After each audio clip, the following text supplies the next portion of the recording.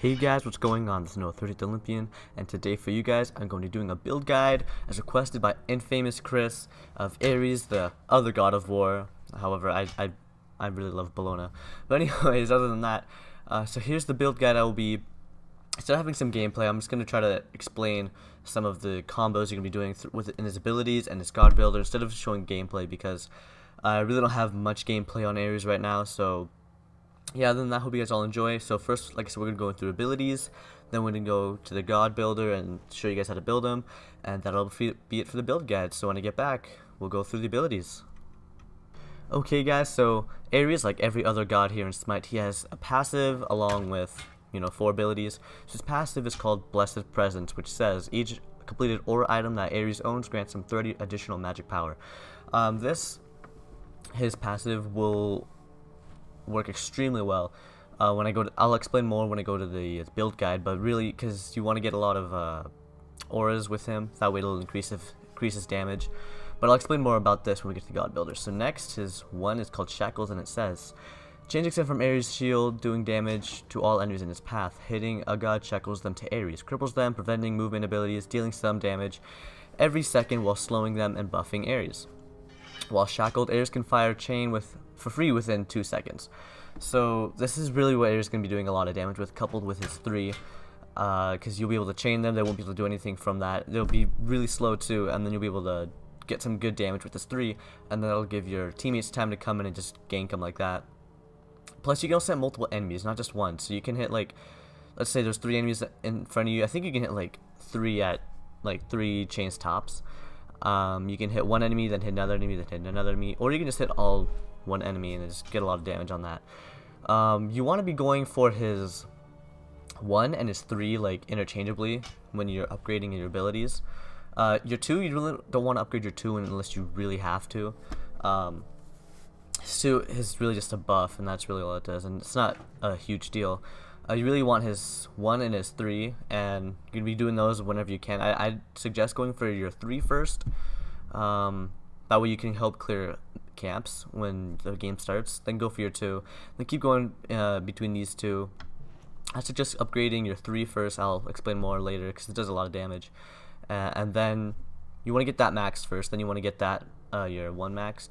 Of course, doing your ult whenever you can, because your ult's pretty badass too, and it does some damage. So we'll get more when we get to these 2.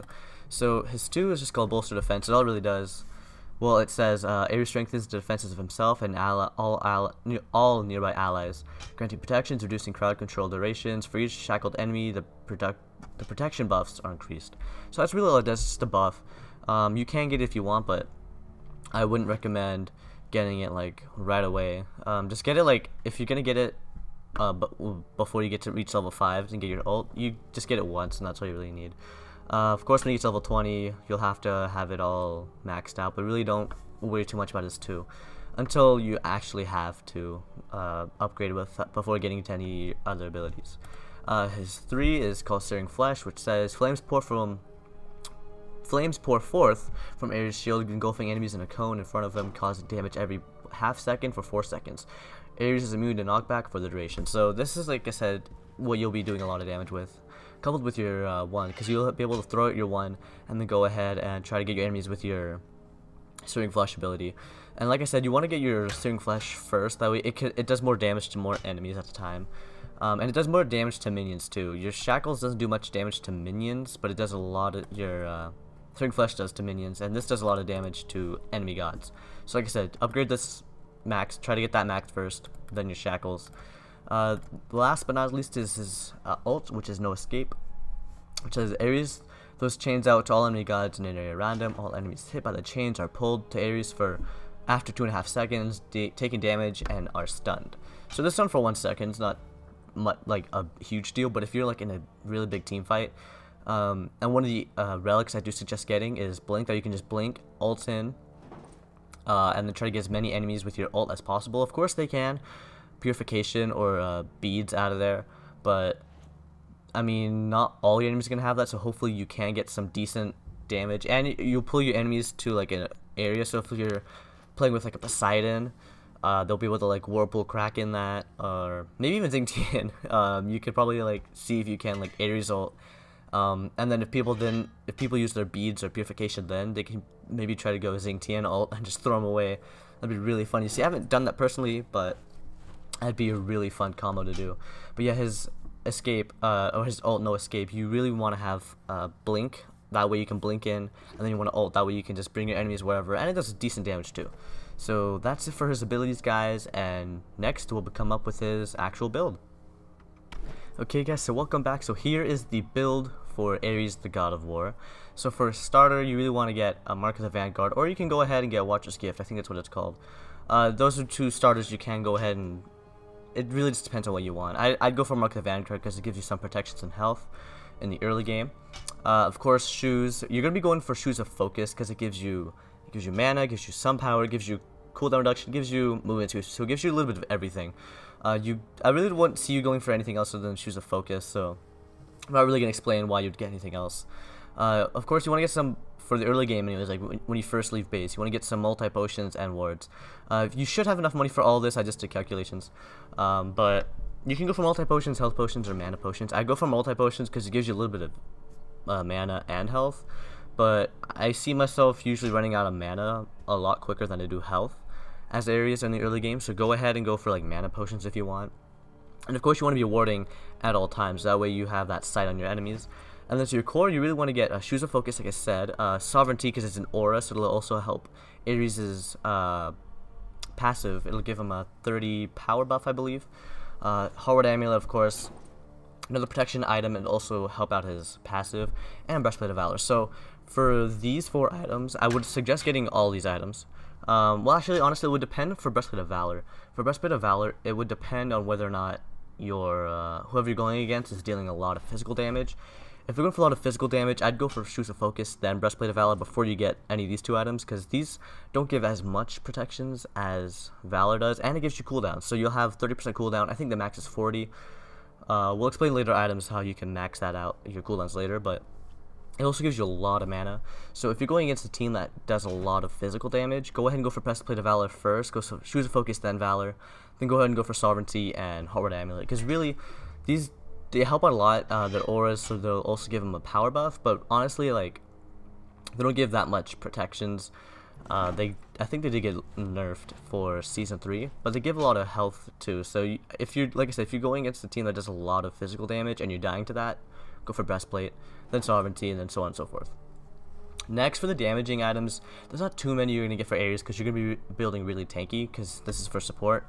So Ethereal Staff is a good item because it gives you a lot of health, a lot of mana, and it also converts some of your health into magical power. So if you want to deal more damage with your ult or with any of your other abilities other than your 2, of course, Ethereal Staff is going to help you a lot. I always go for Ethereal Staff, honestly, but it's one of the last items I get. I don't rush it first unless I feel like it, unless I'm doing something weird. But really, you want to get this towards the last item that you're gonna get. The next is Void Stone. It's also an aura, so it's gonna give you another buff. It gives you magical protections, and it gives you some magical power, and it helps because it reduces the magical protection of your enemies. So Void Stone's a really good pick. Also one of the last items you're gonna get if you're going to get it. Then if you want some pen, I don't know why you would want to, but Spear of the Magus works wonders pretty well. Wait, I can't speak English today. I'm sorry, guys. Well, I can't speak today. English is my native language. Anyways, yeah, Spear of the Magus, pretty good item. A lot of other mages get it, but you really don't need to get a lot of pen. You're not going to be dealing that much damage. You're going to be tanking a lot. So anyways, for the other defensive items that you could get, Mystical Mail. It's an aura and it gives you a lot of health, and its aura passive is just really aids because it does a lot. It does magical damage within the area, so of course it'll give you a buff, and it'll do damage to your opponents, and it gives you a lot of health. It doesn't give you a lot of protections, but it gives you, the aura is pretty good. Next you have Pestilence, also an aura. It gives you a lot of magical protection, and this is also if you're going against a team that does a lot of magical and healing, so pick your poison really, honestly. My main items I'd go for is Shoes of Focus, Sovereignty, Hard Amulet, Breastplate, and these 2 items, Ethereal Staff and Void Stone. This is my main build most of the time for them. But if you're going against a team that does a lot of healing, stuff like that, go for Pestilence. Then Hide of the Urchin, really just for the health and mana, and its passive is pretty decent too. It'll give you more protections for every stack you get.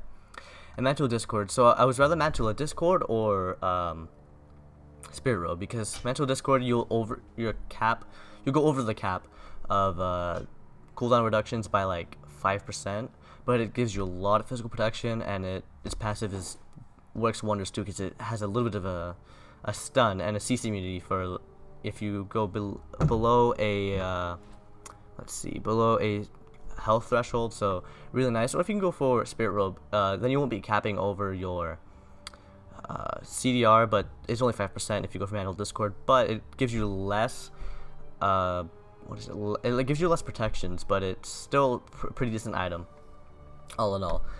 So yeah, and then really for the relics, like I said, Blink is pretty much a necessity, unless your team is just, whoever you're going against is just really, I don't know how to put it, unless you're getting ganked a lot, not unless you're ganked a lot, because Blink only works if you're out of combat for a short amount of time. So if you're getting into combat a lot and stuff like that, I wouldn't go for it first, but usually I go for Blink first. That way I can blink it. At level 5 I can just blink in, ult, and then just wreck my opponents.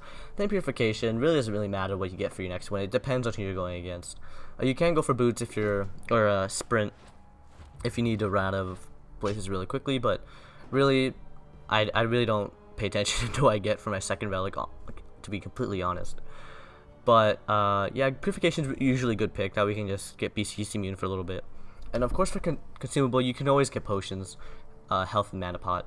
But also going for sentry wards and wards are really nice. That way you can have that good vision on your opponents. And having sentry wards, that way you can sentry ward up your Fire Giant or the Gold Fury. So those two consumable items are items that are pretty much staples for all support players. And other than that, guys, there is my Ares God of War build. Hope you guys all enjoyed. Hope you guys all learned something.